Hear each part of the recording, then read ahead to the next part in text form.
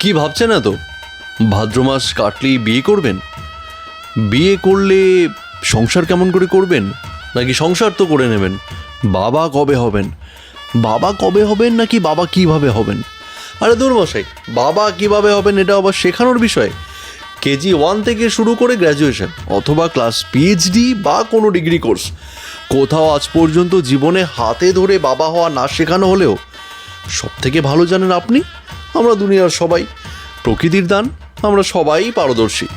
কিন্তু সেও যদি আপনি না জানেন, আমাদের এই দেশের মহামান্য সুপ্রিম কোর্ট তার মুশকিল আসান আপনার জন্য করে দিয়েছেন। কারণ বর্তমান ভারতে বাবা হওয়া নিয়ে আর কোনো চিন্তাই নেই। আর যদি সেটাও আপনি না জানেন কিভাবে হবেন, ভিডিওটি তাহলে আজকে আপনাকে শেষ পর্যন্ত দেখতেই হচ্ছে।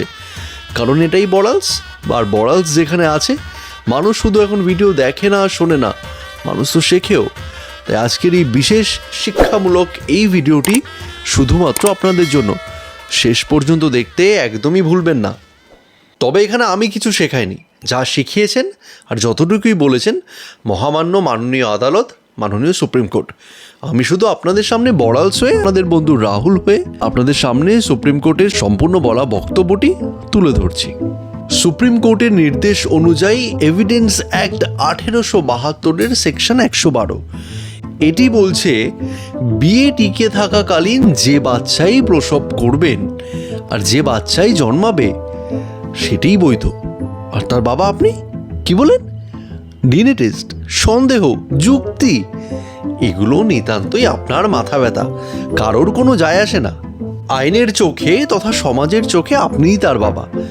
নাইবা বললেন আপনি বীজ, হোক সেটা আপনার বীজ, মানে আপনার বোনা বীজ, অথবা আপনার প্রতিবেশীর, বা কারোর সুমঙ্গল বা কুমঙ্গলে হয়ে গেছে বীজ কখনো বোনা। মাননীয় সুপ্রিম কোর্ট বলছে এখানে শিশুর কোনো দোষ নেই। ভালো কথা।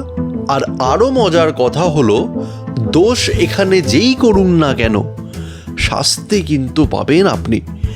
বর্তমান বাবা, স্বামী বলে কথা। তার মানে যথারীতি সেই সন্তানের ভরণ পোষণ, দায় দায়িত্ব সব কিছু আপনার। তার মানে যথারীতি আপনার স্ত্রী যদি কখনো ভুলবশত ইভিনিং ওয়াক করে ফেলে, তার হাতে ধরা সেই প্রিসিয়াস ইভিনিং গ্লাস, তার দায় দায়িত্ব ভার সবই আপনার ওপর। সামাজিক চরিত্রটা একটু তুলে ধরি, সমাজ তখন আপনার দিকে আঙ্গুল তুলে বলবে, বাবা কত দায়িত্বশীল। আর নাকি এটা বলবে, বাবা কত দায়িত্বশীল। কিন্তু ভেতরে ভেতরে আপনি জানবেন, শালা যার জন্য করি চুরি সেই বলে না চোর।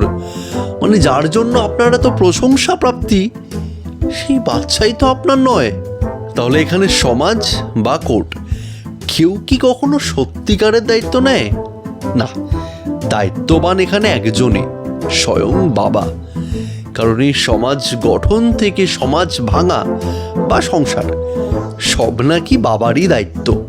আর তারা নাকি বংশ পরম্পরা থেকে সেটা নিপুণ হাতে করে এসছেন। না, আমি না, কোর্ট সে কথাই বলে। দেখুন, এখানে কিন্তু সত্যি ওই নবজাতক শিশুটির বা নবজাতিকা শিশুর কোনো দোষ নেই। তার এই পৃথিবীতে আবির্ভাব নিয়ে তার সম্পূর্ণ কোনোই দোষ নেই।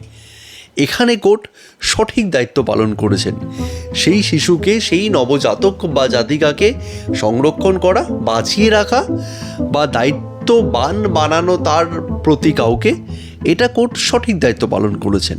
তবে এখানে একটা প্রশ্ন আসে, কোর্ট বা সুপ্রিম কোর্ট যদি এখানে একটি নবজাতক বা জাতিকার সামাজিক মর্যাদাকে বাঁচাতে গিয়ে একজন পুরুষের আত্মমর্যাদা, সত্যতা বা ন্যায়ের বিচারকে এইভাবে রোধ করে, বা তার মনের প্রশ্নকে, তার ন্যায় সঙ্গত প্রশ্নকে এইভাবে চাপা দেয়, তাহলে সেটা কতটা ন্যায়সঙ্গত? কমেন্ট বক্সে লিখে জানান। বড়ালসের কমেন্ট বক্স আপনাদের জন্য সবসময় খোলা। আপনারা কি ভাবছেন এই বিভ্রান্তকর এক সিদ্ধান্ত নিয়ে? অবশ্যই কমেন্ট বক্সে লিখে জানাতে ভুলবেন না। এখানে প্রশ্ন হলো, আমরা কি তাহলে সত্যি সামাজিকভাবে কোনো অসামাজিক কারণকে এখানে ধামাচাপা দিচ্ছি? নাকি বাবা এই ব্যাপার এই সম্মানটাকেই আরও বর্তমানের ছোঁয়া লাগিয়ে বিভ্রান্ত করে তুলছি? তাই এই ভিডিওর শেষে একটাই কথা আপনাদের জন্য বলার আছে, চুপটি করে মুখ বন্ধ রেখে সংসার সামলান, বউয়ের একজন যোগ্য স্বামী হয়ে দেখান। আপত্তি আছে? আদালতের সিঁড়ি মশাই আপনার জন্য 24 ঘন্টা খোলা আছে, হাজিরা দিতে শুধু তারিখের অপেক্ষা। ঘুমিয়ে আছে শিশুর পিতা আপনার পাড়া পড়শির অন্তরে। না মানে এটা বর্তমানের কবিতা। ভালো লাগলে লাইক করুন, শেয়ার করুন, দেখতে থাকুন বড়ালস আরও নতুন নতুন ইন্টারেস্টিং ভিডিওসের জন্য। সাথে আমি আপনাদের বন্ধু রাহুল নিয়ে আসবো আরও কিছু দমদার ভিডিও, আরও কিছু ইন্টারেস্টিং ভিডিও আগামী কিছু পর্বে। আজ বড়ালসের পর্দায় নতুন হলে চ্যানেলটি সাবস্ক্রাইব করুন, যদি ভিডিওটি ভালো লেগে থাকে অবশ্যই শেয়ার করুন।